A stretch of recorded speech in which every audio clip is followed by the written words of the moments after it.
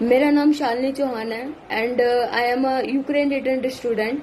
Last month मेरी third year complete हो गई है और उधर यूक्रेन से आए हुए हमें 4 महीने हो गए हैं और 4 महीने से हम अपनी गवर्नमेंट से ये बोल रहे हैं कि वो हमें इंडिया में ही सीट प्रोवाइड कर दें, लेकिन वहां से ना ही कोई रिस्पॉन्स आ रहा है। क्या कर रहे हैं क्या नहीं कर रहे हैं वो पता तक नहीं चल पा रहे हैं। हम लोगों ने एनएमसी के बाहर जाके प्रोटेस्ट किया। एनएमसी वाले बोलने तक को तैयार नहीं है। हमारी बात को कम से कम हमें बताए कि आखिर चल क्या रहा है। कोई कुछ बताने को तैयार नहीं है। वो बस बोल रहे कि मीटिंग चल रही है, हम इस पे काम कर रहे हैं, पॉजिटिव रिस्पॉन्स आएगा, लेकिन क्या चल रहा है वो नहीं पता। अभी कल भी हम निर्माण भवन गए, हमने कहा कि हमारी मीटिंग करवाइए। उन्होंने कहा कि ओके कल आ जाना, आपकी मीटिंग हो जाएगी हेल्थ मिनिस्टर सर से। उसके बाद आज हम गए, हमारी मीटिंग नहीं हो पाई। उन्होंने कहा ऑफिस में नहीं है, उनके रेजिडेंस एरिया में गए, वहां पे उन्होंने कहा वो ऑफिस में है।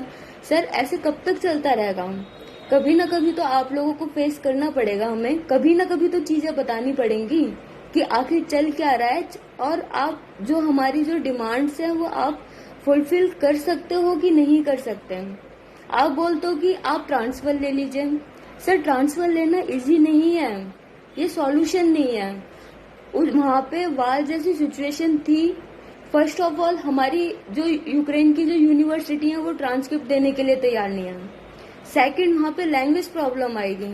मेरा फोर्थ ईयर से क्लिनिकल स्टार्ट हो जाएगा। अगर मैं ट्रांसफर ले लूं नई कंट्री में, दोबारा जाके सेटल होना बहुत मुश्किल हो जाता है।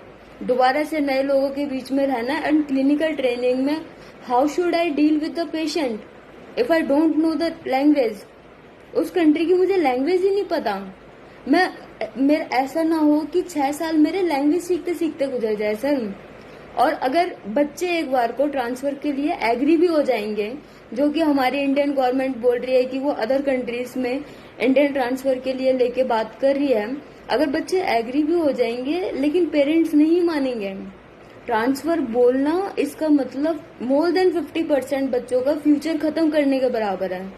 हमारे पेरेंट्स नहीं चाहते हैं कि हम दूसरी कंट्रीज में जाएं, क्योंकि उन्होंने जो मेंटल ट्रॉमा फेस किया है उन 15 दिनों में, जिस टाइम पे वहां पे युद्ध जैसी स्थिति थी, और वो मेंटल ट्रॉमा वो बेशक 1 महीने पहले से वो फेस कर रहे थे, लेकिन वो वाला मेंटल ट्रॉमा जब वहां पे युद्ध की स्थिति थी, वहां पे युद्ध हो चुका था, वो दिन रात सोए नहीं है।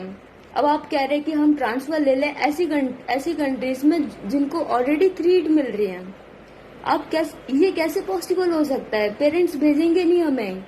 आधे बच्चों की डिग्री, आधे बच्चों के सपने वहां पे ही खत्म हो जाएंगे। उसके बाद एनएमसी हमें बोलती है कि आप नीट दे दीजिए दोबारा। एज लिमिट नहीं है, अटेम्प्ट लिमिट नहीं है।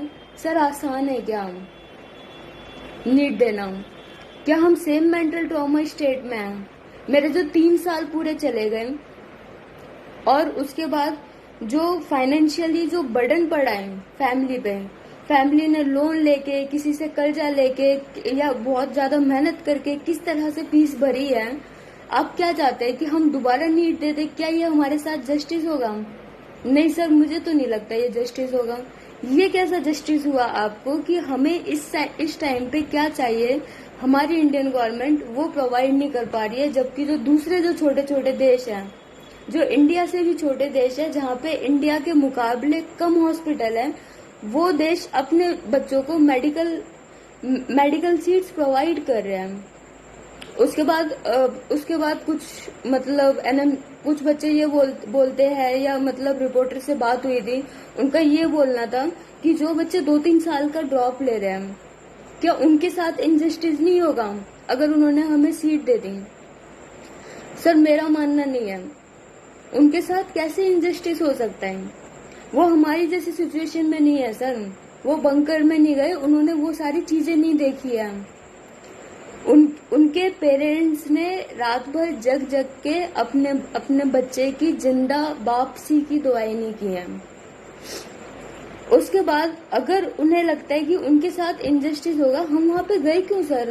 हमारे जो मार्क्स थे कम नहीं थे, मार्क्स हमारे ज्यादा थे। मेरे खुद के 500 प्लस थे 2019 में, फिर भी मुझे बाहर जाना पड़ा, क्योंकि हमारी सरकार को लगता है कि कुछ सीट्स मतलब 50% सीट्स उन बच्चों को दी जाए जिनको उनकी जरूरत है। नो मैटर उनके मार्क्स कम है कि ज्यादा है, मुझसे कम बहुत बच्चों के मार्क्स है, लेकिन उन्हें गवर्नमेंट में भी सीट मिली और उनको पैसों के दम पे प्राइवेट में भी सीट मिली। उनके मार्क्स मुझसे कम थे, लेकिन सर उस पर ऑब्जेक्शन नहीं है मेरा। उस पर ऑब्जेक्शन इसलिए नहीं है क्योंकि अगर हमारी गवर्नमेंट को लगता है कि उन बच्चों को सीट्स की जरूरत है तो उन्हें मिलनी चाहिए। पहले भी नहीं था इस चीज का ऑब्जेक्शन, लेकिन आज हम लोगों को सीट मिलनी चाहिए। हम लोग, क्या ये गवर्नमेंट को नहीं लगता है? क्या गवर्नमेंट इस बार आंखों पे पट्टी बांध के वो बैठी रहेगी? क्या उसे नहीं लगता है कि हम जैसे बच्चों को सीट देनी चाहिए? अब हम जैसे जब बच्चों का नंबर जब आया है कि एकदम मरने वाली हालत हो गई है, हमारा जो फ्यूचर है वो बीच में लटक रहा है, अंधकार में जा रहा है, इस टाइम पे क्या गवर्नमेंट नहीं सोच रही है कि हम जैसे बच्चों को सीट प्रोवाइड की जाए? जब हमारा भारत हमेशा से ऐसे लोगों को सीट देता आया है, चाहे वो मेडिकल की हो, चाहे वो कोई दूसरी हो, जिनको जरूरत है। इस टाइम सर हमें सीट की जरूरत है। क्यों? क्योंकि बाहर नहीं जा सकते हम। वहां पे थ्री टाइम अगर रशियन कंट्री हमें इनवाइट कर रही है, रशिया हमें इनवाइट कर रहा है, क्या आपको नहीं लगता है कि रशिया पे अटैक हो सकता है? कभी भी वर्ल्ड वॉर 3 छिड़ सकता है। एक बार को मैं एग्री कर जाऊं, क्या मेरे पेरेंट्स कभी एग्री कर सकते हैं? सर जिसको दुख है, जिसके साथ बीती है, जो वहां पे बंकर में रहा है, जिसने वो नजारा देखा है, अपने सामने लोगों को मरते हुए देखा है, जिसने अपने मतलब माँ बाप को कॉल करके यही बोला है कि मैं यहाँ पे ठीक हूँ, आप चिंता ना करें, ये होते हुए भी कि उसके सामने बम बरस रहे हैं। लोगों ने बॉर्डर क्रॉस करने से पहले 70-80 किलोमीटर पैदल चले हैं। वो उन्होंने क्या क्या फेस नहीं किया। वो ठंड से मर जाते हैं। वो इतनी सारे स्ट्रगल करके वो आए हैं। और अब हमारी अगर गवर्नमेंट ट्रांसफर बोलती है, क्या हमारी गवर्नमेंट ये चाहती है कि हम दोबारा जाएं? दोबारा से अगर जो नई कंट्री है, दोबारा से उस यूरोपियन कंट्री में ऐसी थ्रेट पैदा होती है या किसी दूसरी कंट्री में ऐसी थ्रेट पैदा होती है, क्या दोबारा से जो हमारी गवर्नमेंट है वो गंगा ऑपरेशन चलाएगी? और क्या ये संभव है कि उस गंगा ऑपरेशन में सारे के सारे बच्चे वो ला पाएगी?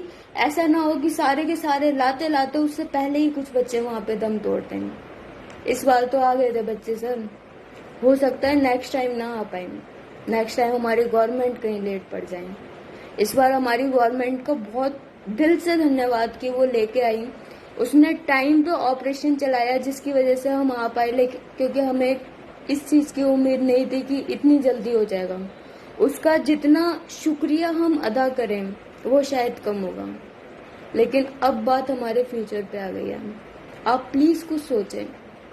अगर एनएमसी को लगता है, अगर हमारी हेल्थ मिनिस्ट्री को लगता है कि हमें यहाँ पे एकोमोडेट करने से इंडिया की जो पढ़ाई है उसकी क्वालिटी खराब हो जाएगी, तो सर जैसे पहले होता है वैसे करिए। जब आप मेडिकल लाइसेंस ना प्रोवाइड करिए, आप स्पेस प्रोवाइड करिए जहाँ पे बच्चा आराम से अपनी एमबीबीएस की डिग्री पूरी कर सके। लेकिन उसको वो डिग्री जब भी दी जाए, अगर मुझ जैसे बच्चे जब वो अपना एफएमजी एग्जाम क्लियर कर लें, उस बेसिस पे ही अभी तक डिग्री मिलती आई है एफएमजीज को। आगे भी आप उसी बेसिस पे डिग्री दीजिए। जो एफएमजी एग्जाम क्लियर कर ले उसको मेडिकल डिग्री मिल जाएगी, जो नहीं कर पाएगा मेडिकल एग्जाम क्लियर उसको नहीं मिलेगी। इसमें है क्या सर? छोटी सी बात है, हमारी इंडिया में सबसे ज्यादा मेडिकल कॉलेज है और इतने ज्यादा मेडिकल कॉलेजेस होने के बाद भी अगर हमारी इंडिया बाहर की कंट्रीज में ये देख रही है कि उनके बच्चों को कोई एकोमोडेट कर लेगा, वो किस तरह से ये उम्मीद लगा सकती है जब वो खुद तैयार नहीं है अपने ही बच्चे एकोमोडेट करने के लिए।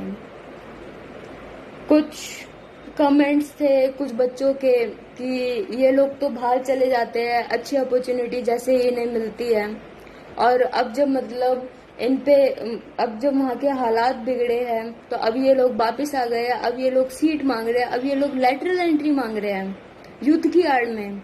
नहीं, ऐसा नहीं है। उन बच्चों ने जो चीजें हम लोगों ने झेली है उन्होंने नहीं झेली, उन्होंने सिर्फ टीवी पे देखी है। उनको इस चीज का आइडिया नहीं है कि जब बच्चा कहीं पे फंसा हो तो उसके माँ बाप पे क्या बीतती है, वो बच्चा किस तरह से दिलासा देता है अपने माँ बाप को।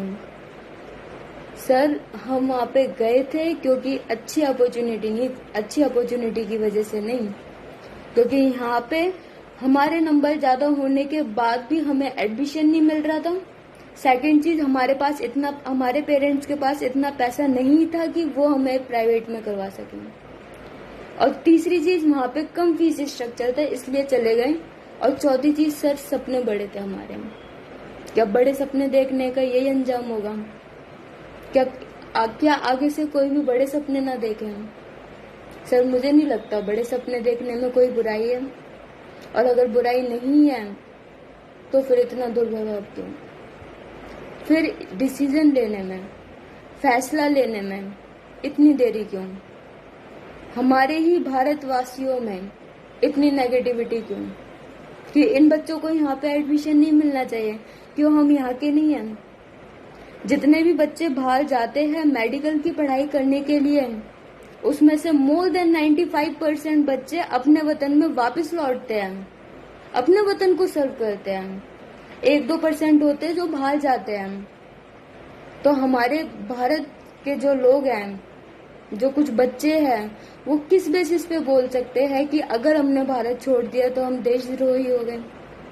नहीं सर, सपने बड़े थे, जज्बा ज्यादा था, अपने भारत की सेवा करना चाहते थे डॉक्टरी फील्ड में रह के। लेकिन अब ऐसी चीजें आ गई है तो बस आपसे रिक्वेस्ट है, जिस तरह से आपने गंगा ऑपरेशन के टाइम पे बहुत जल्दी एक्शन लिया गया, आपने इंतजार नहीं करवाया हमें, उस तरह से इस डिसीजन पे भी प्लीज जल्दी से जल्दी फैसला लीजिए, क्योंकि इंतजार अब भारी पड़ने लगा है।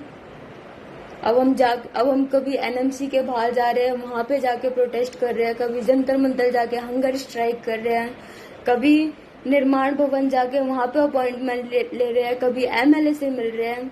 इसका कोई फायदा नहीं हो रहा है सर, बस टाइम जा रहा है, दिन बे दिन उम्मीद टूटती जा रही है। तो मेरी बस आपसे यही रिक्वेस्ट है कि आप जितना भी हो सकता है आप जल्दी से जल्दी फैसला लीजिए, ताकि ये जो उम्मीद है ये खत्म ना हो जाए। और at last seriously thanks a lot. जितनी मैं प्रशंसा करूं, जितनी मैं तारीफ करूं अपनी इंडियन गवर्नमेंट की, वो सच में कम है। जिस तरह से उन्होंने गंगा ऑपरेशन चलाया, जिस तरह से उन्होंने एक्शन लिया, जिस तरह से उन्होंने भारत के बच्चों को इवैक्यूएट किया, इस बार भी सर इस फैसले को लेने में देरी ना करें, क्योंकि पेरेंट्स और बच्चे वक्त के साथ साथ टूट रहे हैं। उन्हें बस एक फैसले का इंतजार है जो कि पॉजिटिव आए। Thank you.